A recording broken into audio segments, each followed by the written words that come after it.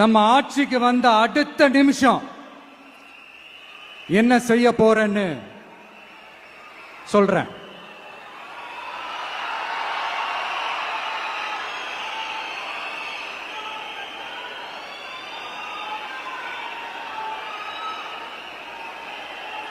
Number 1,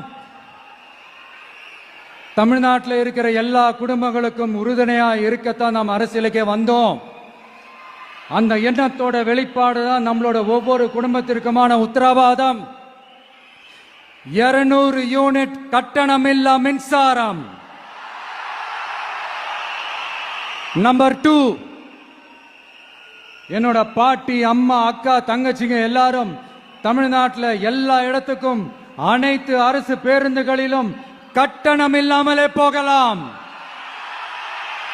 number 3, சட்டம் ஒழுங்கு சரியா ரொம்ப ஸ்ட்ரிக்டா நிலைநாட்டியே தீருவோம். அதோட வெளிப்பாடா பெண்கள் பாதுகாப்புக்கான மிக கடுமையான சிறப்பு சட்டம் கொண்டு வரப்படும்.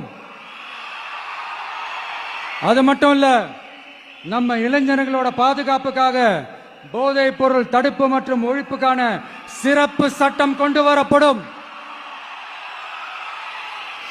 And I will visit one district headquarters, that is the collector's office of Tamil Nadu, to meet the public of that particular district and receive their petitions. இதை நான் ரெகுலரா பண்ணுவேன். இதெல்லாம் செய்வோம்.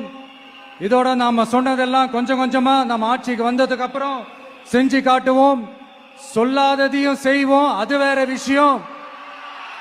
ஆனா இப்போ நம்மளால செய்யறத செய்ய முடிஞ்சதை மட்டும் இப்போதைக்கு நான் சொல்லியிருக்கிறேன்.